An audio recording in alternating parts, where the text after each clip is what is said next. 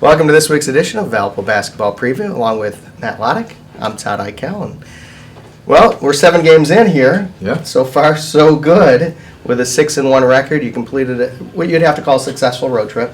You went to Oregon, and then you went to Las Vegas, and you played 3 real good teams, and you came away with victories. And then at home on Sunday, a win against a good Ball State team. So you played 4 good teams in the last 10 days or so, and you got 3 wins. Yeah, we're just enjoying the process, and for us, it's continuing to get better every single day. And I think we've done that. Obviously in Las Vegas, we shot the ball better than we have.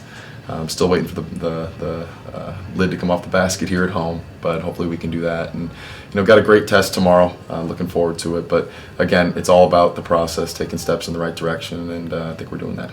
Outside of the 3-point shooting, everything else looks pretty good, right? Yeah. Defensively good, rebounding good. You're getting to the free throw line, which is obviously very important.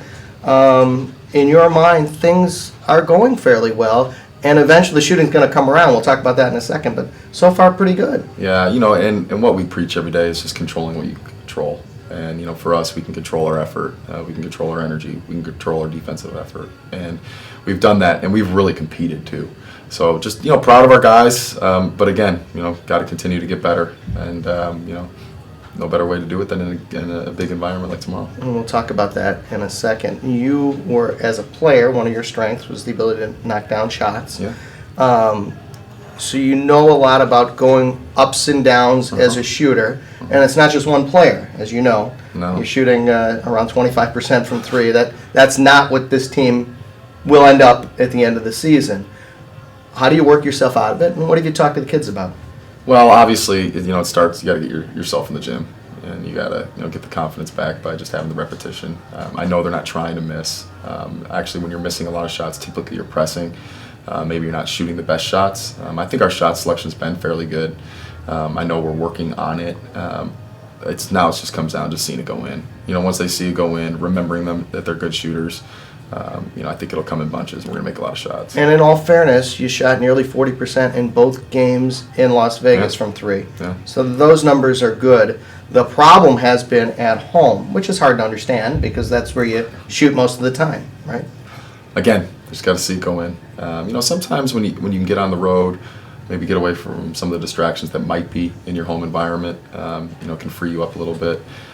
But I think our shots are right there. We had some big ones last game, albeit we didn't hit a lot of them, but we did hit some big ones. Shane had a big one. Tavon had a real big one. And so they're there, and sooner or later they're going to start falling. I think the best story of the season through the first month has been Lexus Williams. Yeah. Because here's a guy who basically missed 2 full seasons. It's very difficult to do. And the level he's playing at right now is pretty elite for a point guard at this, at a mid-major school. Maybe you can touch on a little bit about what he went through and why he's playing so well. Well, number one, what he went through, he had obviously a torn ACL, and a lot of players go through that. But when he was, coming back from it, he actually broke his kneecap in the same knee. So devastating injury. And then, we grew a little bit when he was hurt, with Keith Carter obviously playing the bulk of the minutes at the point guard. And then when he got hurt, Victor Nickerson stepping in. And so it was just tough. It was a logjam at that position. And so, for him, though, the thing that makes Lexus great is his just ability to remain positive, to keep a smile on his face, to have a great work ethic. And all those things, even though he wasn't playing much, he maintained having those qualities. And so it carried over into the summer. We had a great summer. It's carried over into the season. And, the biggest thing that he's bringing for us is just positivity, energy, enthusiasm, and things that he can control, things that he does naturally. And it's big for us. He has become a pest on the defensive side of the ball. Yeah. It's early in the season, but he's on a record-setting pace for steals in a season at Valparaiso University. I think maybe the knock on him when he was a freshman and playing pretty well was he's not guarding as well as maybe Bryce Drew or the rest of the coaching staff would like. Yeah. He's guarding awfully well. I thought Sunday against their best player, he never let him get comfortable. Yeah, and we talk about that as a whole. We don't want teams to be comfortable against us. And, Alexis sets a tone, especially now picking up full court. I think it gets him energized. It gets our guys energized. But, his steals have been fantastic, but they're a product of our defensive scheme, and so, if he's getting a lot of steals or someone else is getting a lot of steals, it's because of what we're doing collectively. And I think Lexus will be the first one to tell you that. But his anticipation, his length, his quickness has resulted a lot in some steals. It's been 7 years since a ranked team has played at the Arc, and that will change. St. Louis. And that will change. St. Louis ended up ranked in the end, but they weren't ranked at the time. So, at the time of the game, it's been 7 years, and it was Purdue, and this is an opportunity. It's hard to get a ranked team on your home court when you're a mid-major, Yeah. right? And now you have the opportunity to do that on Tuesday night. Tell us about Rhode Island. I mean, Rhode Island's tough, and really watching a lot of film on them, actually just this morning and a little bit last night. They look a lot like us. I mean, they're built to win defensively. They're built to win with toughness.